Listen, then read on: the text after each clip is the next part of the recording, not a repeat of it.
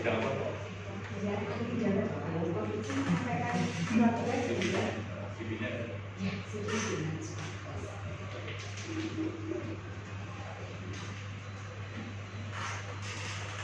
Dr. Kristina Maya Indah, UKS Universitas Kristen Sortigo.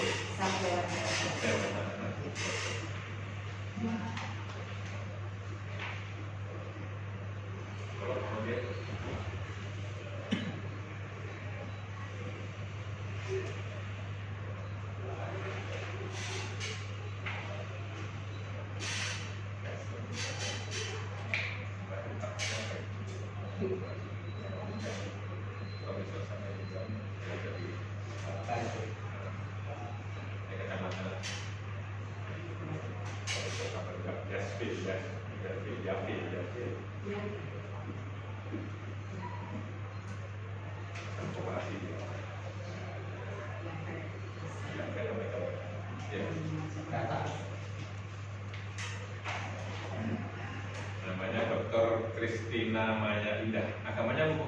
Katolik. Saudara kenal dengan Ibu Sapitri? Enggak kenal ya? Seperti Indonesia kenapa kita semua.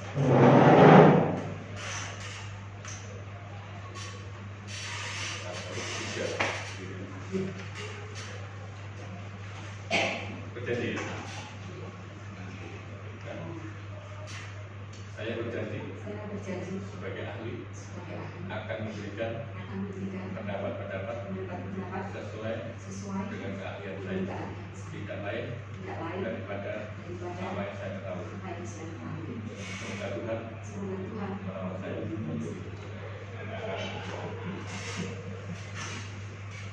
Pakai itu. Silakan. Terima kasih. Tadi hari menyampaikan sebagai akademisi di UKSP salah tiga. Untuk mata kuliah yang ahli ampuh, mata kuliah apa? Mata kuliah yang saya ambil mata kuliah hukum pidana. Hukum pidana, hukum acara dan materi dan pidana, hukum pidana, kejahatan korporasi, hukum pidana ekonomi dan siber. Terima kasih. Sebelum kami akan mengajukan beberapa pertanyaan, kami akan memberikan ilustrasi dulu terkait permasalahan hukum sebagai berikut. Jadi pada tahun 1995 telah terjadi perjanjian jual beli tanah hiasan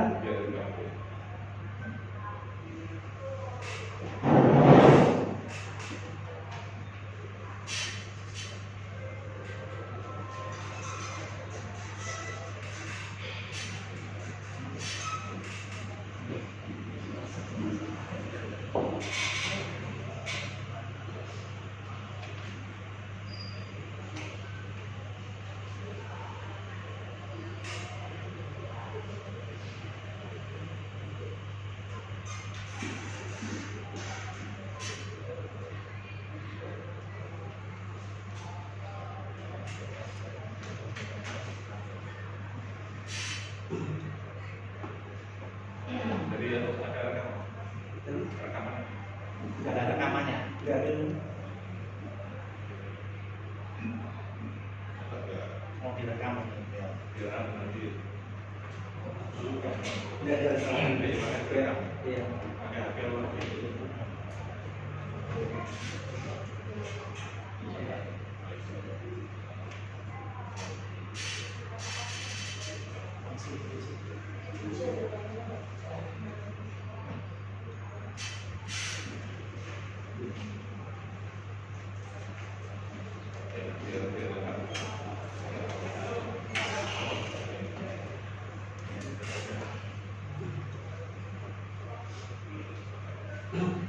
Baik, kami lanjut dulu.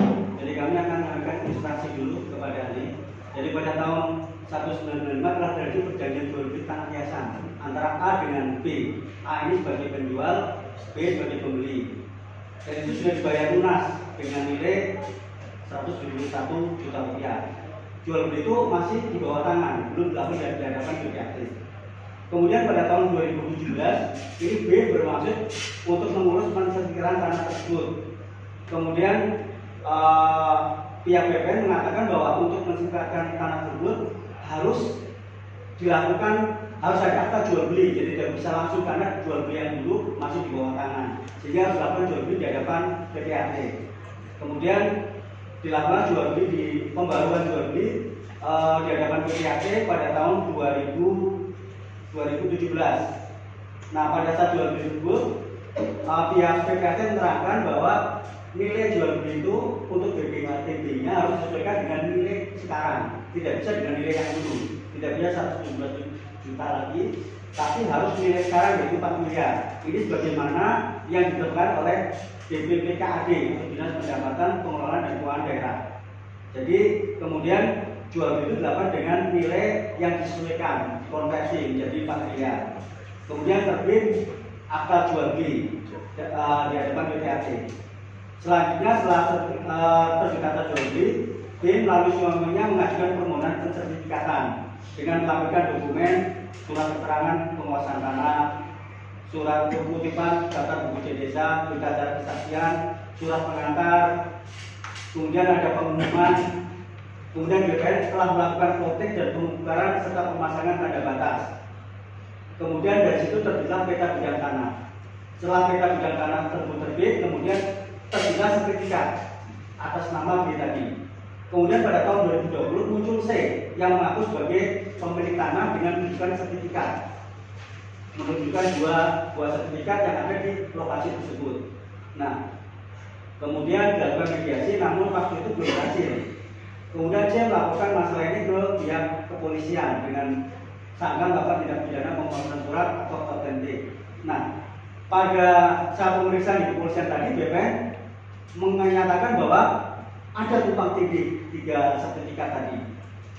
Kemudian pada saat pemeriksaan di kepolisian tanpa sepengetahuan B, ternyata ada A telah membuat surat pernyataan pencabutan bahwa dia tidak memiliki tanah tersebut. Kemudian adanya surat pencabutan dari A tadi, kemudian Lurah juga mengikuti mencabut. Itu pada saat pemeriksaan di kepolisian.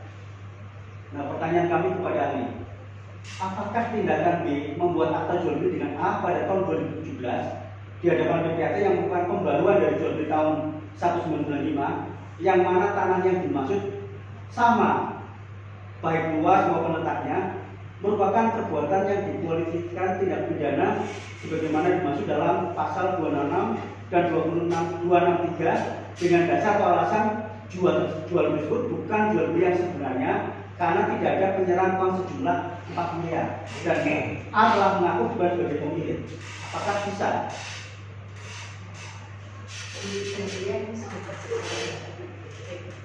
Saya akan menjelaskan verifikasi juridis terhadap persoalan yang tadi disampaikan oleh penasihat hukum. Yang pertama, untuk menentukan ada tidak pidana, tentu didasarkan pada apakah ada pemenuhan unsur-unsur tindak pidana, baik unsur subjektif maupun unsur objektif. Jadi kalau tidak terpenuhi kedua unsur itu, salah satu saja pun itu maka tidak bisa dijatuhi pidana atau disebut sebagai suatu tindak pidana sehingga atas perbuatan itu bisa dijatuhi pidana.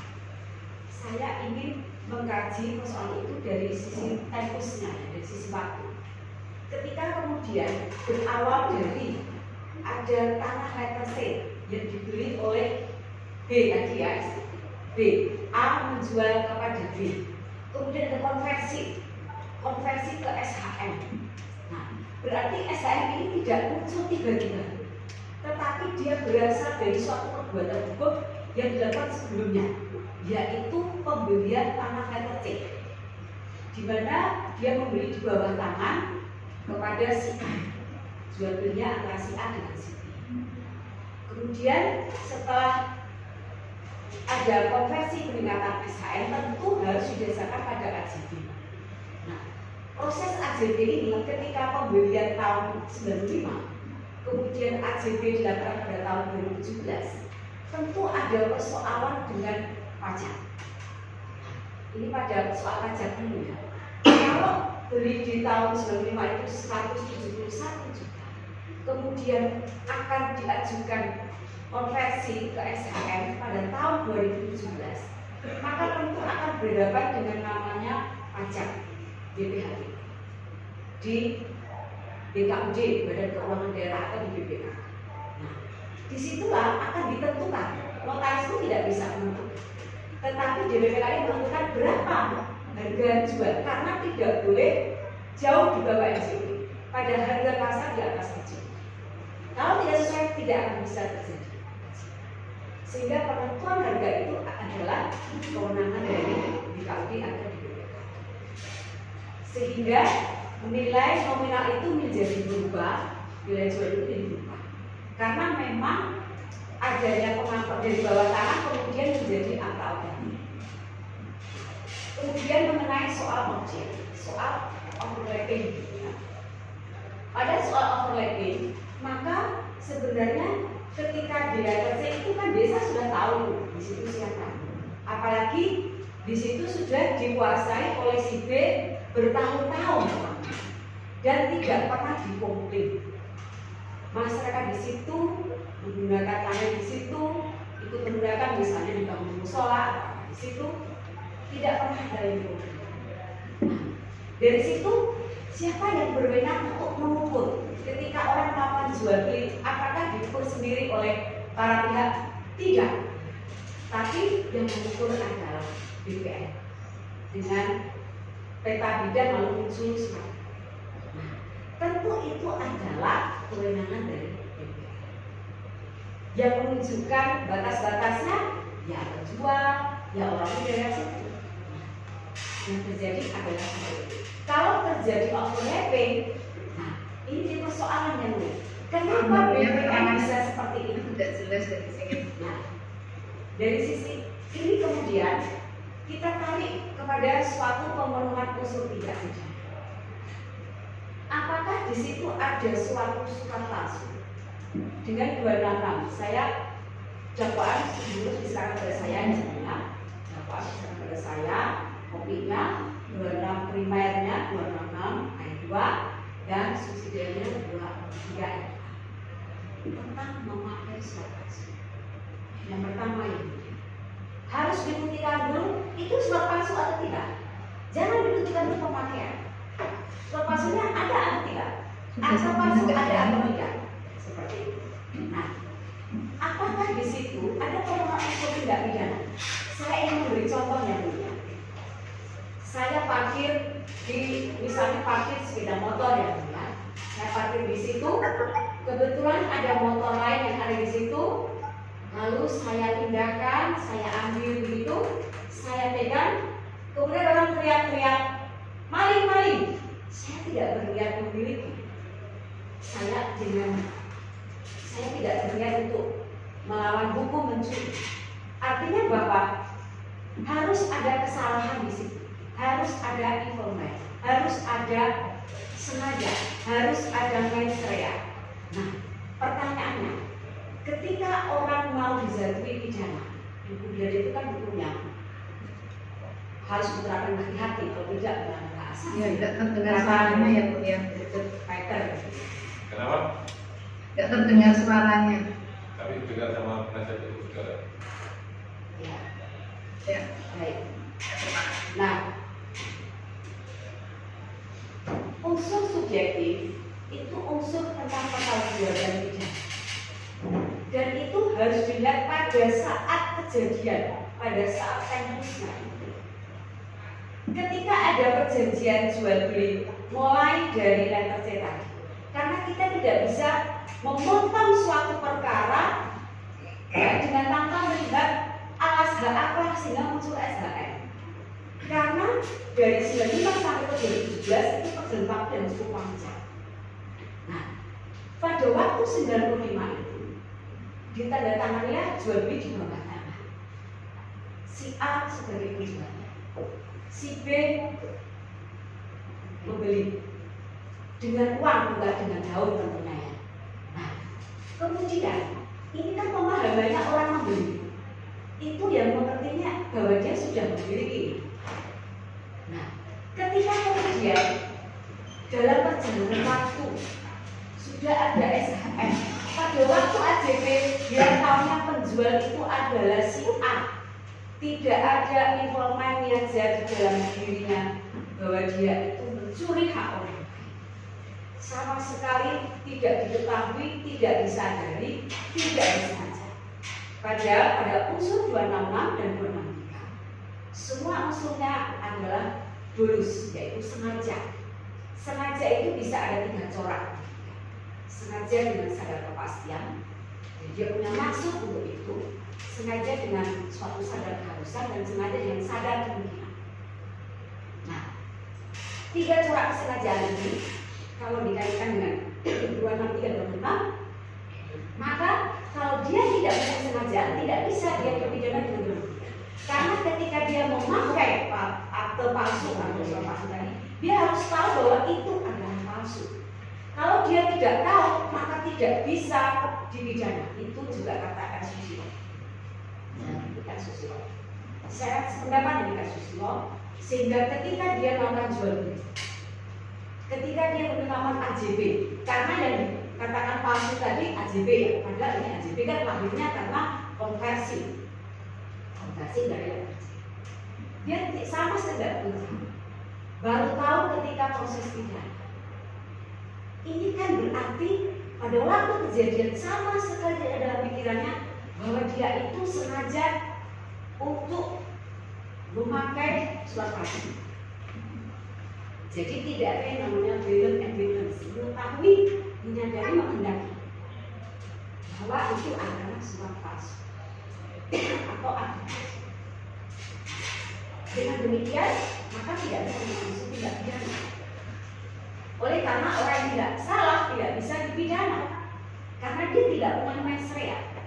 Kalau kemudian di belakang hari muncul sertifikat ganda bahwa atas satu objek itu bisa ada sertifikat yang tiba-tiba muncul, maka apakah itu adalah sepengetahuan dari si pembeli?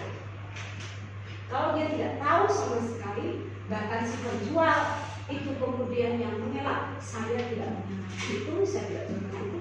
Ketika pada waktu beli di depan kepala desa, tentu harus terang. Malah kemudian dia mencabut, maka sebenarnya persoalannya adalah siapa yang beli, siapa yang menjadi korban. Dari sisi itu kita bisa memahami bahwa seseorang tidak bisa dipersangkakan, bisa dipidana, ya, kalau dia tidak punya semua.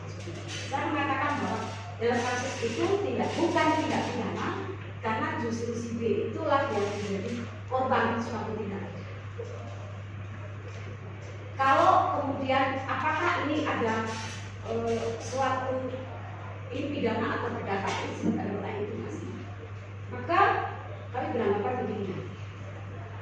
Kalau memang ada suatu persoalan tentang hak di sini, ada suatu sertifikat ganda di sini, sudah sangat lazim ya, bahwa kalau ada sertifikat ganda itu untuk apabila ditentukan dulu siapa yang berhak, maka harus berdata terlebih dahulu. Ini isi Permen 1 tahun 19. Jadi apalagi ketika yang dipersangkakan adalah langsung memakai, lalu sudah dibuktikan dia palsu tidak, siapa yang memalsu? Kalau begitu sama sekali dari pikirannya bahwa dia berniat jahat, lalu siapa yang kemudian menjadi pelaku? Seharusnya memang kalau tahu bahwa si A itu mengelak, dia tidak menjual, si B harus melakukan si A. Tapi tahunya ketika ditulis. Nah ini kan tidak bisa ditarik tempus buletina pada waktu membuat AJB. Tidak bisa ditawarkan, oh iya dong, kamu kok menolak. Nah, ini kan menjadi persoalan tempus buletina.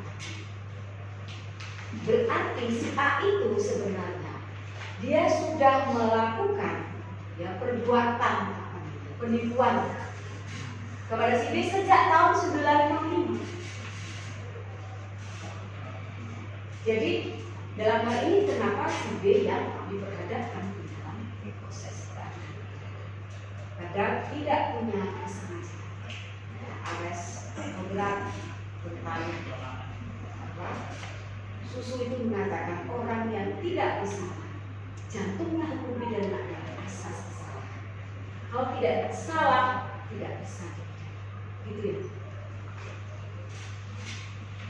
Terima kasih atas pencerahan ini. Kemudian pertanyaan kami selanjutnya adalah apabila misalnya pasal 263 ayat 2 dan 266 ayat 2 ini diuntukkan dengan pasal 55 tentang turut serta, apa konsekuensi hukumnya? Apakah dalam konteks tersebut yang harus didahulukan yang mana? Ya, makasih. Jadi ketika itu dicontohkan dengan pasal 55 turut serta atau major player, maka pasal 55 ini adalah pasal turut serta. Kenapa dikatakan ada turut serta di situ? Secara teoretik, turut serta itu berarti ada suatu kerjasama secara sadar pada waktu perbuatan itu dilakukan. Harus ada kesepakatan atau kerjasama. Kesengajaan itu harus ada pada psikis, pada mental elemen dari masing-masing orang di dalam pelaku turut serta itu. Pasal 55. Siapakah yang menjadi pelaku turut serta di situ? Karena sebenarnya ketika ada konversi itu sejak tahun 95. Siapakah yang menjadi turut serta? Karena kalau si B tadi sama sekali tidak mengetahui bahwa itu bukan tanah si A. Bahwa di situ karena 95 ya. 95 itu berarti kan pada waktu itu tentu di RC desa pasti tentu bisa. BPNU juga sudah punya arsip. Ini persoalan kekacauan administratif kemudian memunculkan dampak pada orang yang bisa merampas kemerdekaan. Dan ini menurut saya unsur pertanggungjawaban, unsur mensreya, unsurnya jahat sama sekali tidak ada pada sini. Jadi kalau dikatakan peserta berarti pihaknya pasti lebih dari satu orang yang melakukan satu tidak pidana. Pertanyaannya, siapakah mereka? Itu yang benar. Kalau ada, dan semuanya harus memiliki informasi. Kalau yang si B tadi mengintermat, masa dia bisa ikut dalam 55? Jadi tentu 55 ini misalnya begini yang mulia. Peran serta yang seperti apa? Contoh misalnya saya naik bis. Ada copet, ada yang cuma duduk ngajak ngomong saya, ada yang sobek tas saya, ada yang ambil duit saya.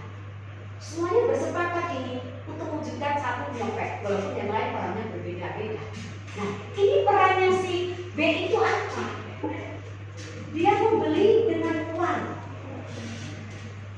Kalaupun misalnya ada suatu perbedaan, kan ini 171 kok bisa diubah jadi 4 miliar? Apakah kewenangan dia? Apakah objeknya sama?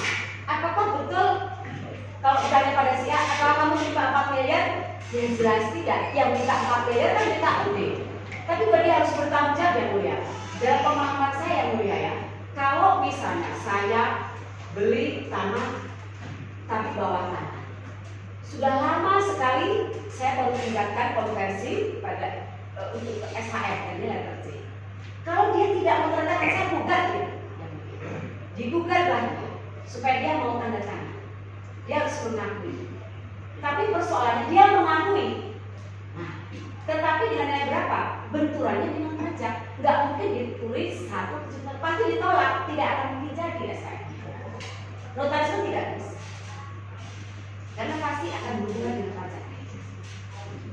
Sehingga si penjual ini harus meyakini konsekuensi dari ketika dia ditingkatkan, ya, pada waktu itu tidak langsung AJK, ya dia harus tetap melakukan tanda tangan. Kalau dia tidak tanda tangan ya, berarti dulu dia jual apa enggak, dulu beli apa bohong tuh kan gitu. Ternyata dia juga mengakui kan waktu dia menjual. Jadi dan ketika orang menjual itu kan harus jelas pasti miliknya atau yang membeli. Orang membeli kan juga pasti tahu ada yang dikuasai sedemikian rupa bertahun-tahun. ada mungkin dibangun musola di situ. Kenapa di kemudian hari akan muncul isu-isu? Nah, ini ada persoalan yang harus digali ya. Terima kasih Ali. Kemudian tadi terkait yang menerapkan pasal 266 atau 263 ya, masing-masing itu ayat 2. Tadi Ali mengatakan bahwa yang jadi titik persoalan adalah kapan possibility-nya, yaitu Ali menjelaskan tadi di tahun 1995 atau 2020. Tadi Ali menjelaskan 1995. Apakah dengan demikian bisa dikatakan bahwa peristiwa hukum itu sudah kadaluarsa?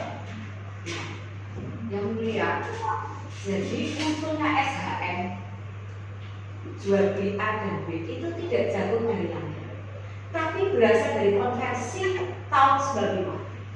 Jadi ketika ada jual beli bawah tanah dasar, di suatu terjadi suatu hubungan. Yang palsu yang mana? Dia si A itu kan menjualnya sejak 95, bukan sejak 2017. Jadi ketika dia ini konversikan, ketika dia muncul SHM itu kan juga alasannya apa kok tiba-tiba muncul? Pasti di warta itu juga ada bekas tanah yayasan bla bla bla. Peralihannya pun juga karena ini dari konversi, peralihannya pun juga pasti muncul di sini. Menurut saya perbuatan hukum itu terjadi 95. Kalau A mengatakan dia menjadi penjual, dia berarti memaksu dan dia mengira berarti dia memaksu 95. Kalau 95 sampai sekarang tempus deliktinya di 95, maka kemudian yang terjadi adalah kita mengacu kepada pasal 78 KUHP. Daluarsa tidak pidana, bahwa penghitungan dosa tidak pidana untuk ancaman di atas 3 tahun, daluarsanya adalah 12. Kalau dari 95 tambah 12 tentu sudah daluarsa. Tapi kalau dipotong di sertifikat, menurut saya ini juga tidak lengkap, ya. Artinya bahwa tidak bisa SHM itu jadi karena si pembeli itu mulai belinya bukan di 2017, tapi di 95. Sehingga bukti dari pencatatan di Quran itu. Kalau kemudian ada suatu persoalan pencabutan setelah semua terjadi berpuluh-puluh tahun, kenapa harus dilihat untuk mengkaji unsur tidak pidananya dari sini? Itu kan setelah tempus baru dia tahu, tidak bisa dipersalahkan. Bahkan mungkin dia juga agak menjadi. Kita tidak tahu yang dia. Jadi persoalan tanah ini sedemikian rumit. Program pemerintah pun juga ada itu program pemerintah untuk persoalan tanah. Terima kasih Ali. Kemudian terkait tadi penjelasan Ali sebelumnya bahwa mekanisme penegakan hukum yang dilakukan oleh penegak hukum dengan menjadikan adanya akta jual beli yang dibuat di hadapan PPAT pada tahun 2017 yang merupakan pembaruan dan surat pernyataan pencabutan dari penjual dan lurah sebagai titik awal menjadikan sebagai terdakwa menurut Ali tadi tidak tepat. Nah, dalam kaitan ini apakah bisa dikatakan bahwa B ini sebagai pembeli yang tidak baik dalam melakukan hubungan hukum? Kalau nyabutnya itu tahun 96, 97, sebelum 2017, lalu muncul sengketa, kalau begitu duitku dikembalikan, kemudian peningkatan hak bisa jadi. Lalu SHM-nya muncul 2017, dicabutnya itu setelah 2020, baru tahu kalau dia sebenarnya tidak menjual. Nah, berarti kan dia tidak sebenarnya tidak mengetahui, mendaki, menyadari bahwa apa yang dia lakukan itu adalah perbuatan melawan hukum, bahwa itu adalah bukan penjual, itu bukan objek, sama sekali tidak bukan. Jadi di luar informasi, di luar dari kehendak dia. Teori sengaja itu Bayes teori dan Holstein teori. Seperti corak sengaja. Teori kehendak itu Bayes teori. Orang itu menghendaki. Holstein teori, orang itu membayangkan. Jadi dia mengetahui bahwa ini sebenarnya adalah ada sesuatu, tapi dia mengambil risiko itu dengan sengaja. Nah, 2017 itu belum ada apa-apa, belum ada komplain, belum ada apa. Dari mana dia tahu kalau ada dia tidak jual barang sebenarnya? Mensrea itu ada dalam pikiran, psikis, evil mind. Dari mana kita tahu itu? Dia harus teraktualisasi dalam suatu konteks. Teraktualisasi dalam konteks, ada suatu teks, ada konteks, ada kontekstualisasi. Nah, kalau tidak ada yang komplain, di situ dipakai bertahun-tahun sedemikian rupa. Dari mana dikatakan dia punya niat jahat bahwa dia beli barang nggak benar? Dia membeli kita kayak gitu. Jadi justru ini yang harus dilindungi, apalagi ketika pidana. Sungguh-sungguh luar biasa.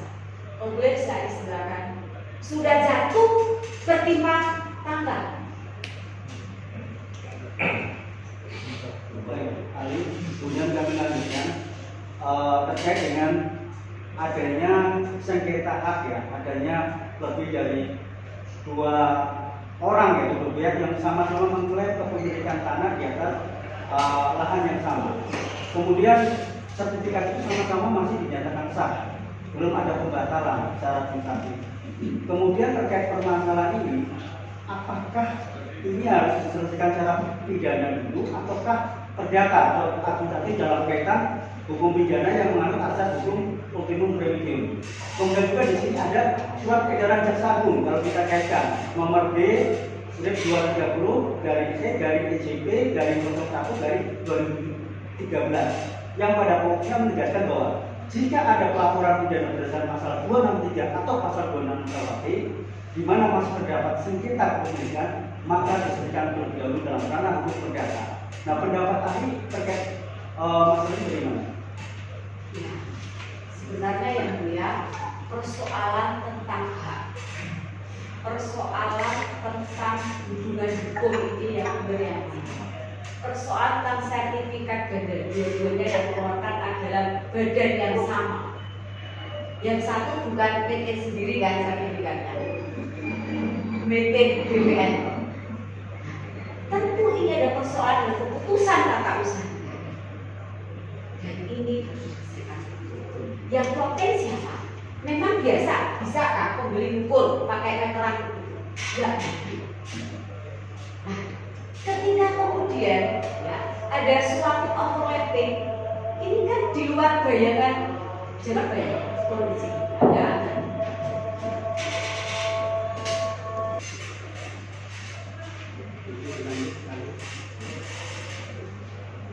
Ya, jadi terkait tadi ada 2 sertifikat, ada lebih dari 1 sertifikat di atas lahan yang sama yang masing-masing sah untuk BPN dan belum ada pembatalan.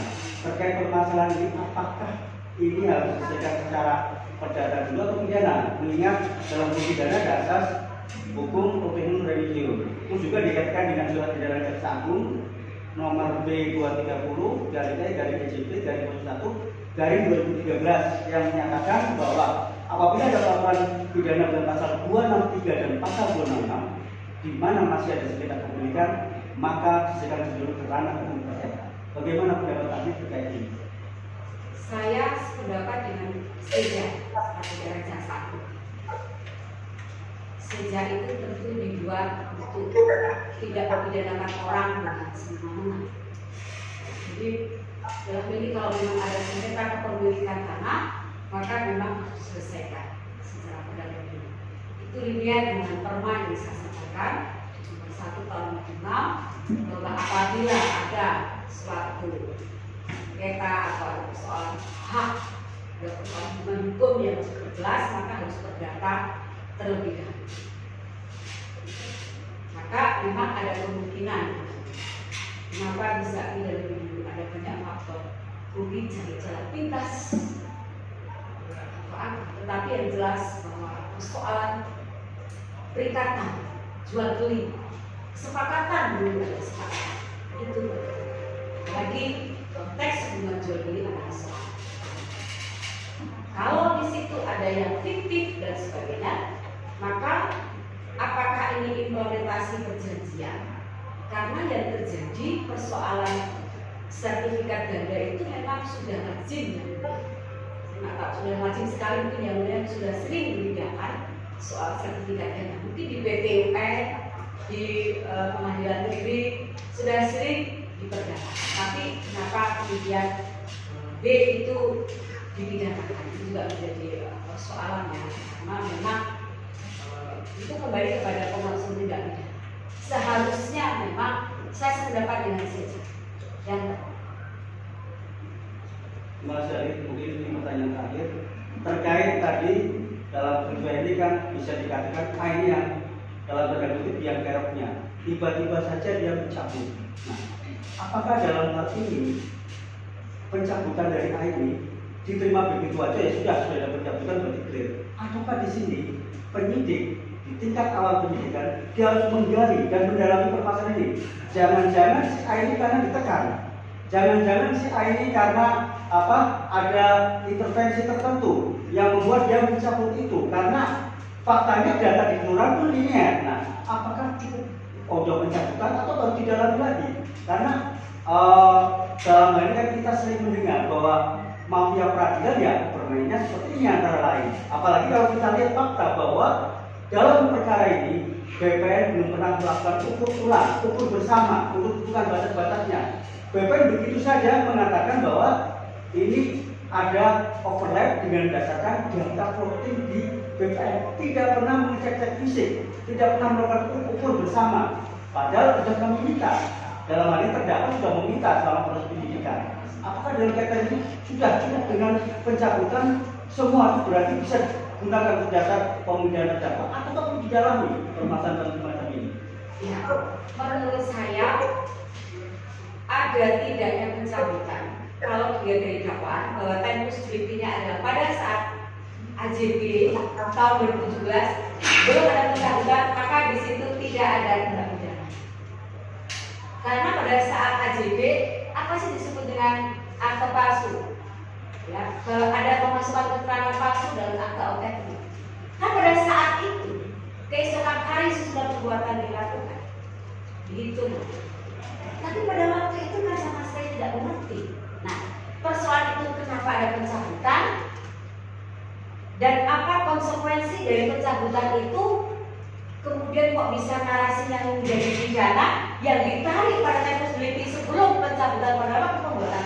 Ini yang menurut saya persoalan hukum yang harus diluruskan. Jadi tidak tepat bila pencabutan itu kemudian menjadi dasar bahwa AJB itu menjadi palsu. Karena pada saat AJB sama sekali tidak diketahui, tidak disadari, tidak kesengajaan dari pembeli untuk membeli barang yang tidak. Dan kalaupun dia itu sama seperti dalam pikirannya, berarti kan dia sebenarnya menjadi korban. Nah, kenapa bisa muncul pencabutan? Nah, ini yang saya bukan saksi fakta ya. Jadi kalau kemudian muncul pencabutan seperti jatuh meteor dari langit, ya itulah saya tidak tahu yang mulia. Saya bukan saksi fakta. Terima kasih hadir atas pencerahannya. Mohon mulai dari kami cukup.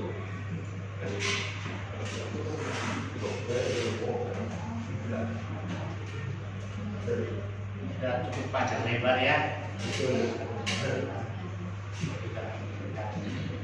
Penjelasan kepada saudari ya. Saudari ahli ya. Pernah beli perang bukan? Pernah yang mulia. Kalau ditunjuk yang juga itu mencabut hati-hati. Wah, saya pasti pidanakan dia. Saya jamin 1000%. Cukup. Begitu ya. Iya.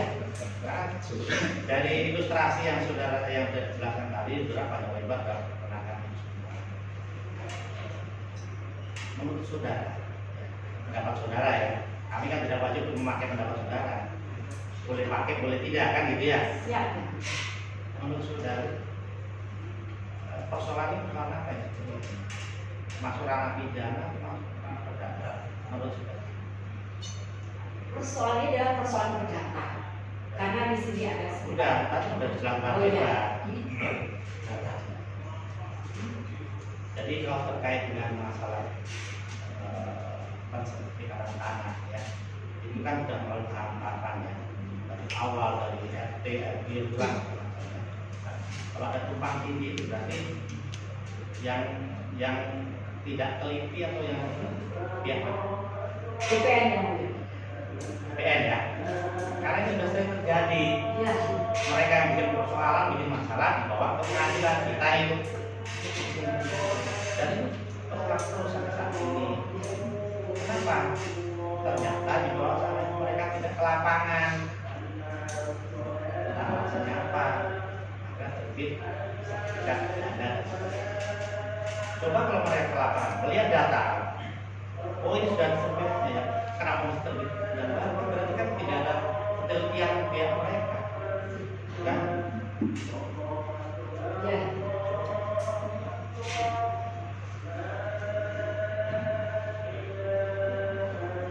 Saudara terdakwa dengar suara Ya. saya? Aku Gimana? mendengar. Gimana pendapatnya Andi tadi? Saudara tahu? Tahu. Tahu. Ya.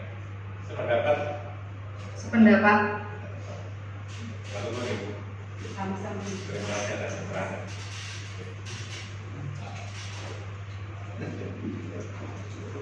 Izin. Oke, boleh.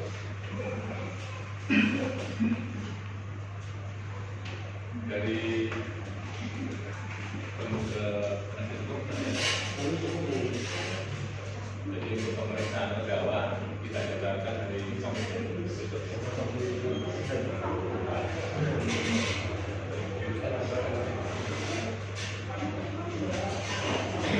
Ya, siapkan tuntutannya. Untuk pembelaannya sudah disiapkan ya. Karena tanggal 13 kita tutup. Yes. Ini tanggal 24 ya. 24 ya. Karena itu juga disiapkan pembelaannya juga.